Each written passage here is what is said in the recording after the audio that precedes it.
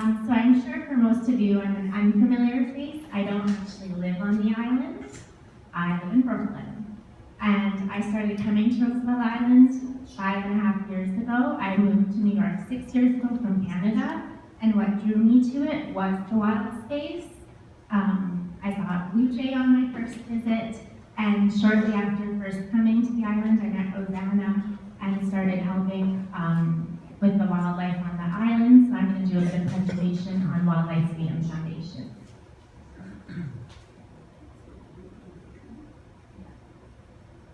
While we're figuring out our technical difficulties, I'll also tell you, and my husband can attest to this, my living room, actually my whole apartment, is painted in the colors of the bathroom in the South Point Park, not consciously. The light blue and the royal blue, that's my apartment. I realized after, wait a minute, where did I know this from? Okay. So the cat sanctuary and the wildlife that we pay attention to mostly is at South Point Park. We have a cat sanctuary with 22 cats that live there now. And they have a little house that they live in that provides shelter in the winter. So what does our work involve? We are a 501c3 that we were formed for the purpose of preserving wildlife, conserving and rehabilitating any injured wildlife in the New York City area, but particularly on Roosevelt Island, and ending all forms of cruelty to animals. We provide an invaluable service to the island with regard to the animals and the conservation of wildlife in the urban setting, which is the challenge. We're preserving species that may be in danger, restoring health to any animals that may be injured or sick, and maintaining diversity to the ecological system. And so here, this is you, right, Rossana, caring for an American crestal in distress that was later released. It was rehabilitated, rehydrated. You need, of course, a federal license to do this. I have both the state and the federal license, depending on the bird that I need to rehabilitate. So in this case, we have an American crestal that entered 510 Roosevelt Landing and impacted one of the two doors at the entrance, so was in great distress. So we had it for a while, it was rehabilitated, and then eventually released. And Rick actually has the video of the release of the bird.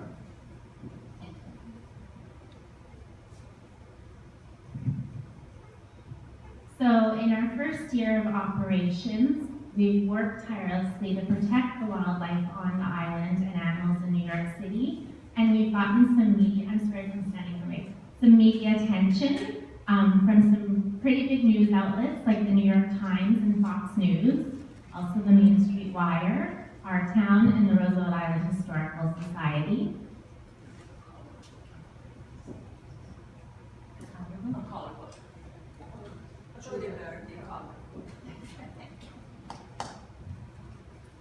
And in the coming year, what are our plans? Well, we want to enhance the care for our local animals and engage the community in life-saving programs and education in the areas of urban wildlife and animal compassion. So the initiatives are in addition to our ongoing work. They're centered on rehabilitating and providing medical treatment for wild animals and also providing food, shelter, and care on a daily basis for over 70 cats. We rescue animals needing special medical attention that ranges from spay and neutering to treatment for more serious conditions and emergencies. And for a lot of these animals, we're their last chance.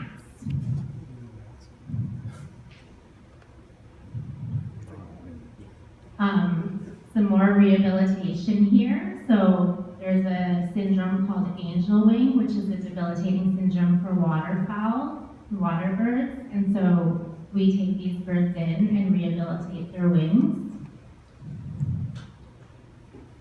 And care for other wildlife on the island, like raccoons, squirrels,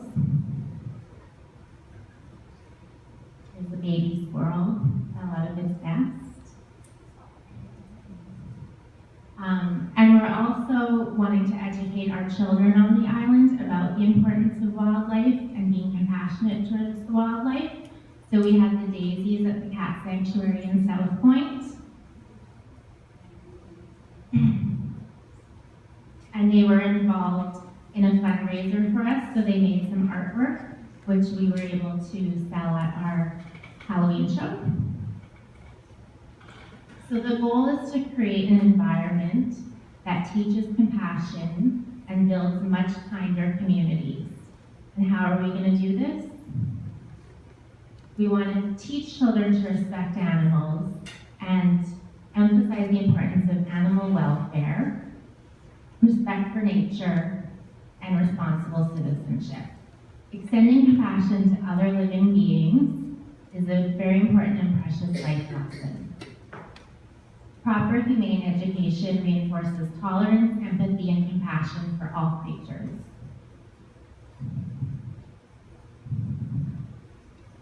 And this is one of our cats that maybe one of you would like to meet. So we need your support. Our island, our parks, our animals, our wildlife, our life, our future. Thank you.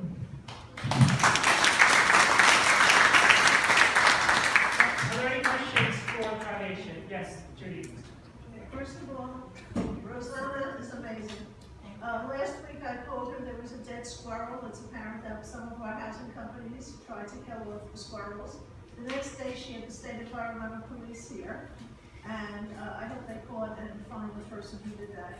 But also, you told me about the ruins of the smallpox hospital, a landmark that cannot be demolished. There used to be a nesting area there for pheasants. In back of Octagon, pheasants and all kinds of wildlife lived peacefully before Reconstruction. So even though the building may be a ruin and not in good condition now, it is a sanctuary. And I think people have to respect this, that just because you don't like a squirrel, you don't put out poison to kill a squirrel. Trust me, we have a lot of squirrels come to visit us in the kiosk. It got so bad that we had to stop feeding them. Because they don't want merchandise, why should we feed them? But seriously, our wildlife is so important, and this island used to have so much, and we have so little left. And anything you can do to support, and call for Rossana no matter where she is. Rossana doesn't say something, there's a parakeet. She will rescue it, and her friends and associates will rescue it. So I heartily support her efforts, and no matter what you think of an animal, personally, you don't like cats, you don't like dogs, don't take it out on a stray. Call Rossana. Thank you.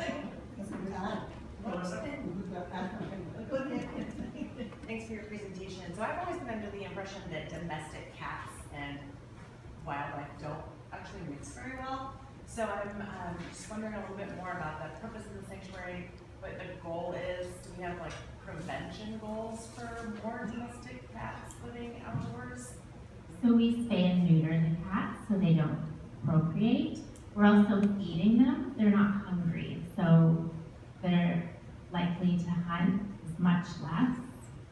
And if I may add, the biggest and most important job that these kitties do on this island and in general is that they really take care of the rats. So that's why you are able to walk day and night in the parks or wherever around there are those kitties, because they really take care of the rats without the usage of chemicals, pesticides that are so harmful not only to wildlife but to our children too and to ourselves. Eric? No, I was going to mention the other day we had a hawk, and somebody was putting poisons out for Yes. rats, and Rosanna walked by and Rosanna had the hawk instead. Yeah. The beautiful hawk that you saw in Nick blog recently was last week, I think. Yeah. An amazing female, a red-tailed hawk, was dead a few days ago, shortly after the article that Rick had in his blog. And that is very unfortunate because a hawk had eaten a poison rat. So when we use those rodenticides, those harmful chemicals, that's what happens. And that can be carried on to our children too. So we have to be very careful about what we use on our animals. Okay, I'm going to go ahead and just move the agenda at this point, just because we do have a lot to cover tonight. Thank you, Rossana, and thank you for your presentation. We do have the website in front of you, so if